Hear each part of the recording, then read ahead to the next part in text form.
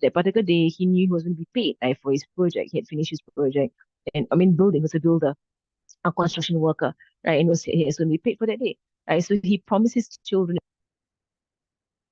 in the morning that he was going to Allahumma sayyidina Muhammad, and he was going to come back, he was going to come home with food that day. And he had promised his children. Right. So that day he went to work. So sorry, that day he went to work. Hold on, let me charge my earpiece. So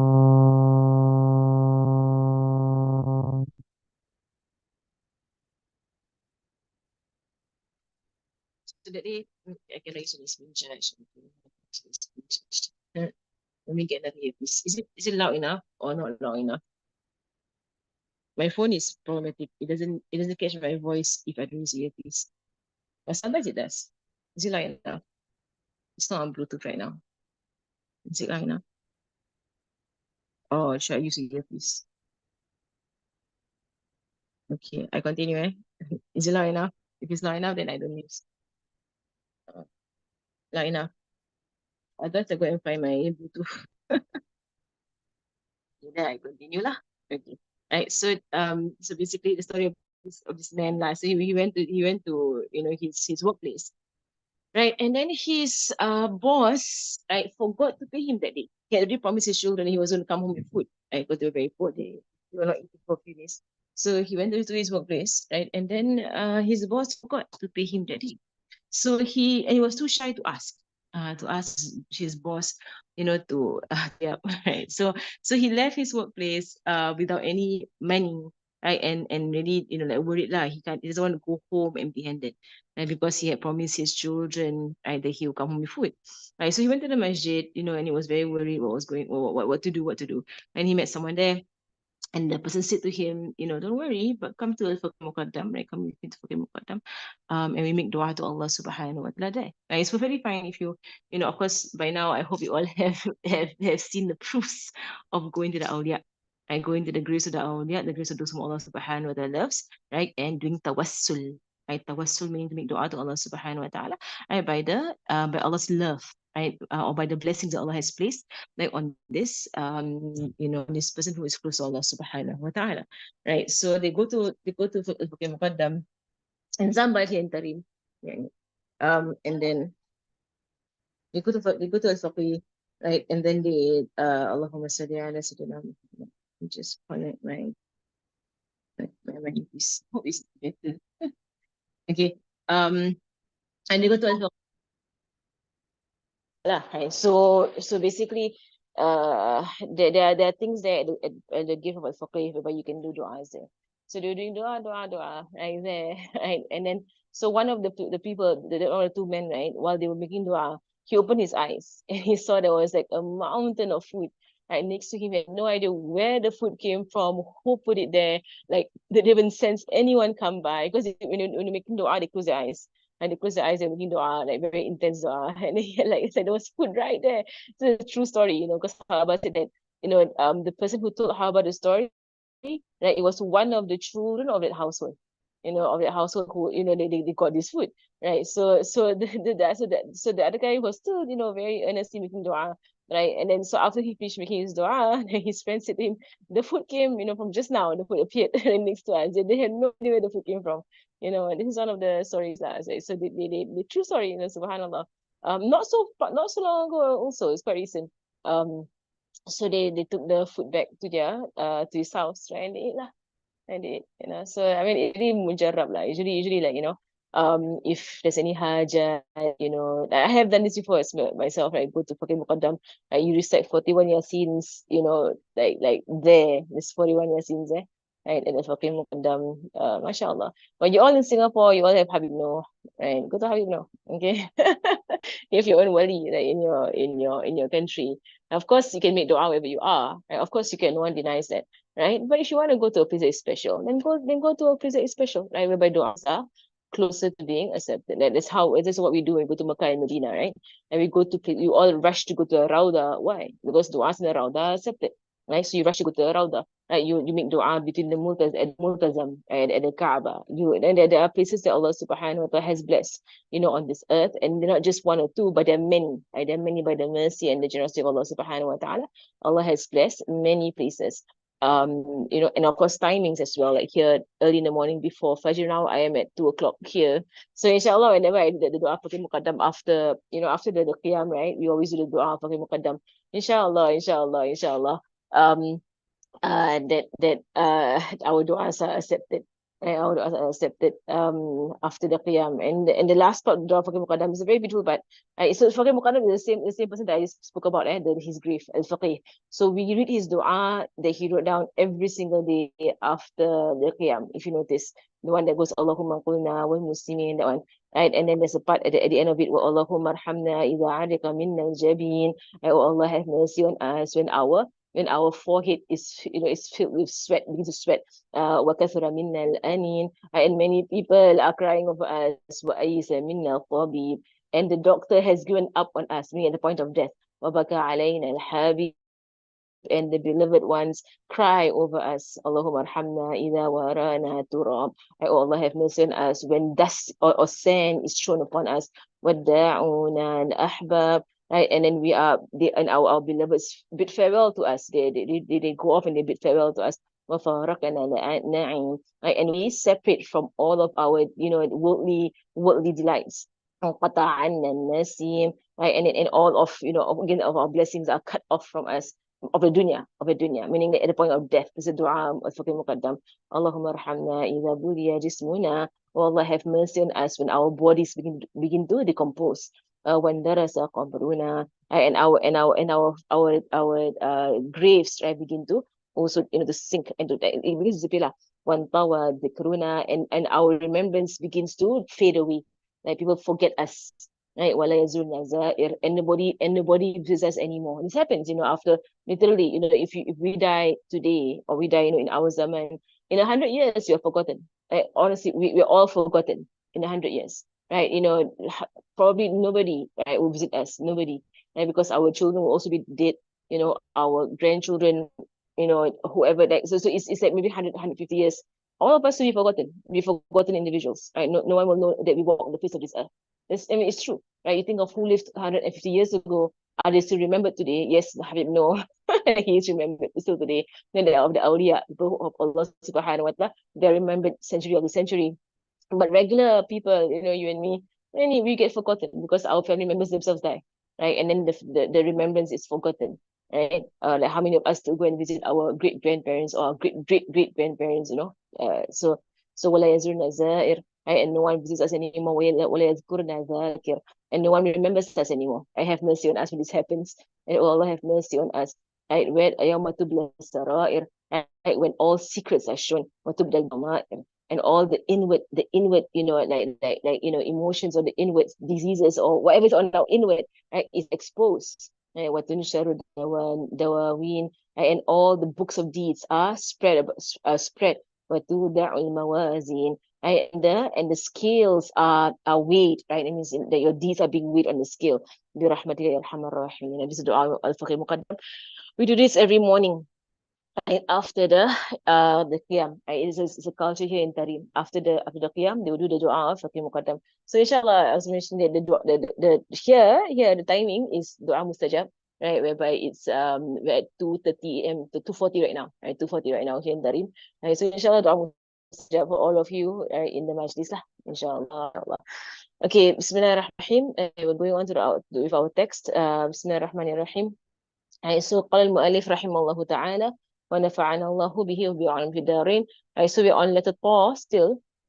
محمد طابت الدنيا ببعثته محمد جاء بالآيات والحكام. Muhammad, he delighted this world by his coming. Muhammad, he came with miracles and wise sayings. So yesterday I went to a long kalam, or a long explanation of the word jawami al-kalim, right? Because there's so much to say about Rasulullah sallallahu alaihi wasallam and the miracle of Rasulullah sallallahu alaihi wasallam. And just nice yesterday, like somebody was asking about, qasida, one of the parenting groups, about qasida and about nasheeds, and then of course, you have like qasidas written by the awliya, of Allah subhanahu wa ta'ala. And you have also modern day nasheeds, like by like popular names, from the West especially, right? They have like all these, modern day nasheeds that would once be, and like I think Mahezin and what are the other nasheeds? Zindika and so they're like the modern names, right? So that's like just a commentary like on this, right? That when it comes to the qasaid and nasheeds, right? When it comes to like, okay, for me, I differentiate. Okay, I call, I will call works by the awliya qasida, right? I always differentiate them between the two types of um the two types of poetry or singing. And so I will usually refer, when I say qasida, I refer to the works of the awliya, the Imam al-Haddad's work, Imam al-Haddad, like when Habib Omar has his own works, of his own qasidas, right? By Habib Abu Adani is his gift. Habib Adani mashhur. Like he writes a qasida on everything, literally. He has a qasida on everything. And it's subhanAllah. And he'll call it a manzuma, like manzuma, like a writing, poetry, right? So and for me, like if it's like a normal song, like for me, I write songs as well. I call it nasheed. Okay, nasheed. Okay, normal songs are called nasheed, right? And then like songs by people who are like you say of position, yani they are the awliya of Allah subhanahu wa ta'ala. They are qasida, right? And of course we know in the ummah of Rasulullah sallallahu alaihi wasallam, right? That that in the ummah of Rasulullah sallallahu alaihi wasallam, right? That the awliya, right? The awliya of this ummah, right? They show they have karamats, which is miracles, like that reflect or that they are similar to the mu'jizat of the Prophet Muhammad sallallahu alaihi wasallam, right? So the awliya of our zaman, they have karamats, right? They are similar to the mu'jizat of the Prophet sallallahu alaihi wasallam. So while our Nabi sallallahu alaihi wasallam has the greatest of miracles, right, manifested in his hands by Allah's power, right? So compared to all the prophets, right, he will have the greatest miracle, right? Sallallahu alaihi wasallam, right? The awliya of his ummah. Because the awliya, the awliya of the ummah of Rasulullah sallallahu alaihi wasallam, they are like the Anbiya of Bani Israel, right? They are similar to the hadith, right? And there are many interpretations of this hadith, right? Many, and this is one of the interpretations that the miracles that manifest at the hands of previous prophets, right? They will manifest at the hands of the awliya of this ummah. Right, they will manifest right at the hands of the awliya of this ummah, and that is, but they are not called mu'ajizat, they are called karamat. Right. And so following in the way that the greatest mu'jiza of the Prophet ﷺ is the Quran, right? And then following up from the Quran are his words, right? His words is a jawami al-kalim, right? He's very concise, but you will say, like oceans of meaning in these very few words. That is a miracle in of itself, right? Like he will say just a few words, and the scholars will be commenting on these words, right? In like volumes of books, okay? And they put out so many masail just from a few words of the Prophet sallallahu alaihi wasallam, that from timeless, wisdoms and timeless guidance and timeless, khair, all forms of goodness contained in his very few words. Sallallahu alaihi wasallam. It's mind blowing. Subhanallah, it's mind blowing. And every problem in life, you'll find the solution in the words of Rasulullah sallallahu alaihi wasallam, but we are not listening. Like we are not listening to our Prophet. We're not learning his words. There was once I went to one of the institutions in Singapore. I won't say which one, right? But basically, this particular institution, right, they specialize in a lot of counseling. They're so-called Muslim based by their name, Islamic or Muslim based. Right? They're supposed to, they specialize in a lot of counseling, a lot of, like family work, the kind of, to help families that are going through. But they are based on, Muslims, right? Muslims go there, right? And my mother, I used to go there with my mother to do this, volunteer help out, right? So my mother always commenting because they had like a new center, and they put up quotes on the wall, right? And they put up quotes of all kinds of figures in history that are non-Muslim, and not a single quote from our Prophet sallallahu alaihi wasallam. Well, he has thousands of quotes that you could take from, and every one of them will assist people going through difficulty, or breaking up the family, breaking up of children going through difficulty, in life. Really, subhanallah, we don't have to look at like Mother Teresa, or look at like Gandhi, or look at whoever in history of mankind, right? They're all, I mean, they are nothing compared to our Prophet sallallahu alaihi wasallam. Like his words are, and his words are haqq, right? They are true. La yantiq anil hawa. Like he does not, speak on his own whims. He does not. It is wahyun yuha. Right? It is a revelation that is revealed to him. Right? Sallallahu alaihi wasallam. So my mother was commenting, like as I was there. I remember it was a few years ago, and I was there with her, and she was like, "See, lah, these people supposed to be a Muslim organization. Not a single quote, about the Prophet, from the Prophet sallallahu alaihi wasallam. Not a single quote. Right? All kinds of personalities in history all quoted. She was like, yeah, like, she understand that they are government funded and whatsoever. Right? But at least one quote, right, from the Prophet Sallallahu, as he is also a historical figure, he is, right? You can put one quote, right, from Rasulullah Sallallahu Alaihi Wasallam. He is a historical figure, right? And then the whole world were all filled with quotes from all kinds of human beings that lived in the past that you don't even know if what they are saying is true, right? You don't even know that you can quote these people. And even online, I will see that Muslims forever quoting, I don't know who they're quoting, random individuals, in the history of mankind. Even in our Zaman, they're quoting some random, celebrity or random, talk show host or random so-called, wise person on the internet, right? Not the Prophet Sallallahu Alaihi Wasallam, not our awliya, not our ulama, right? Where do we get our standard of morality, or our standard of wisdom, right? Where do we get our wisdom from, right? From the Prophet Sallallahu Alaihi Wasallam, right? So it's really, it's grievous now. It's grievous. So anyway, so this is be the miracle of Rasulullah Sallallahu Alaihi Wasallam, the Quran and his words, Sallallahu Alaihi Wasallam, the Sunnah, right? And then so the words of the awliya, right? The awliya of Allah Subhanahu wa Taala, right? The saints, those who are close to Allah Subhanahu wa Taala, to follow in the same style that you would say, right? That their words are karamat, and it is true. Subhanallah, it is true. Their words are karamat, right? So Imam Busiri, the Burda, it is known, well known.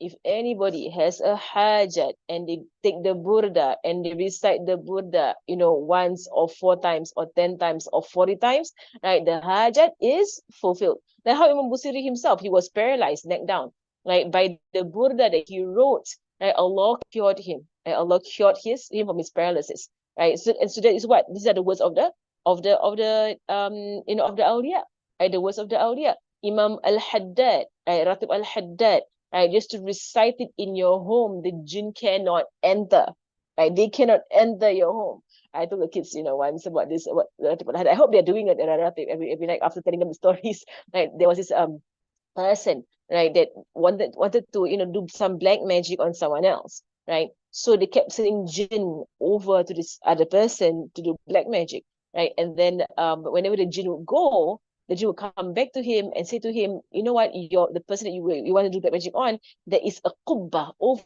him. Like there is an entire, like, a dome of light. There's a dome of light shielding him while he's sleeping, right? We can't get to him. There's a dome of light shielding his entire body. We can't get to him, right? So the jinn can't do anything. So after a while, the jinn went one night and he saw that this person, the dome of light was over his body, yes, but his hands and feet were exposed.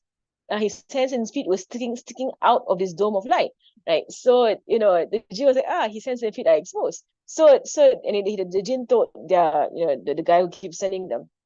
So the next day, the guy was curious, like, what's with this person. So he went to ask the person, what do you do every night? Like, what is your amalan? What do you do every night? And the person said, well, I do ratib al haddad, right, every night. That's my amalan, right? And the person said, okay, what do you do last night? Do you do the whole ratib, or do you miss out some parts? And the man said, yeah, last night I was very tired. I skipped the Fatihas. So I skipped the Fatihas at the end of the ratib. I skipped the Fatihas.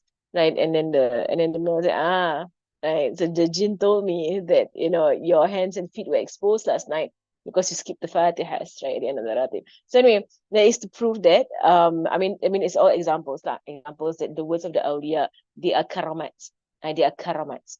So this is why I would actually really recommend, right, that people, if you want to have allow your children to listen, right, to some form of songs that are khair, they are good songs, and it purifies their soul, So these songs are not only just reminders, but they are forms of purification. Okay. Then I would say let them learn the qasidas of the awliya, right?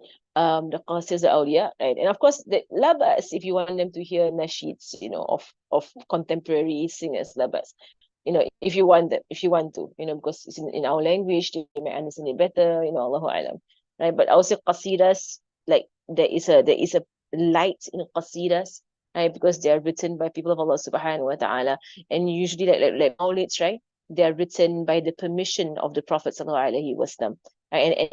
And usually awliya, when they write their diwan, when they write their poetry, their qasidas, right? They are in a state of closeness to Allah subhanahu wa ta'ala. They usually do it at the point of tahajjud, and before dawn they will do it, and they usually like, or they will be in the presence of the Prophet sallallahu alaihi wasallam, usually, right? So they'll be in very high states, and they never do it for money nor popularity, ever. So their work is completely khalis. It is sincere, which is why their qasidas are preserved by Allah subhanahu wa ta'ala till today. And we still sing the qasidas, because these are the words of the awliya of Allah subhanahu wa ta'ala.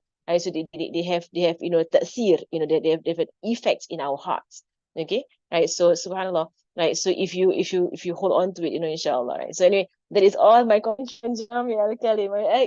I can stay on this word Jami Al Kalim for a very long time, right? Because it's just so much to say about the words of Rasulullah sallallahu alaihi wasallam, the entire science of hadith, and there are many branches of science of hadith. I was discussing with my husband yesterday that, because we're going through some of the terminologies of Musalah Hadith and about the depths of studies of Hadith, right?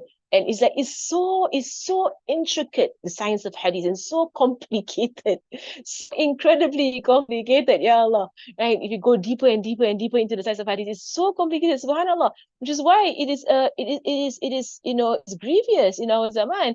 People just who have did not spend even like a month studying Islam, seriously, and it's going around, hadith sahih, hadith da'if, hadith mawdu, hadith whatever, they'll keep commenting on hadith as if you are ulama hadith. Hadith is one of the most intricate, the most complicated, one of the deepest sciences in Islam. You know that it's like the scholars are still working on it till today. They are still working on the science of hadith till today. Right? So no, like, random guy or woman out there could just, Google or use AI, la hawla wa la quwwata illa billah, right? And then say, oh, this hadith da'if, so I reject whatever this Shaykh said or this Habib said, reject what they said. Oh, mashallah, Habib Umar, he has memorized, subhanallah, of how many hadith books, and he knows the ruling of the hadith and the people in the hadith. Right? They don't make a mistake. Subhanallah, in that they have spent their lives on this. Then you have some random person out there. They even comment Imam Ghazali. Like, oh, Imam Ghazali, Shaykh Al-Muddin, all kinds of weak hadiths, don't know what. Imam Ghazali, he's an alim beyond like what you will never even dream of being. He's like, in his youth, he surpassed most people right now in their, in their old age, of scholars. He's called Hujjat al-Islam wal Muslimin, and he is called the proof of Islam and the believers. Right? And they want to comment Imam Ghazali. And so inshallah, I will continue on this point tomorrow. I have to actually study my people later on. I have not studied properly for it. Right, so inshallah we'll do our dua after Maulid. Dua dibayi quite long, so Bismillah.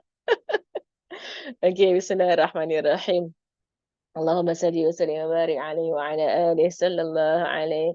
الحمد لله رب العالمين. اللهم صل وسلم على سيدنا محمد وعلى آله وصحبه أجمعين. جعلنا الله وإياكم ممن يستوجب شفاعته ويرجو بذلك رحمته.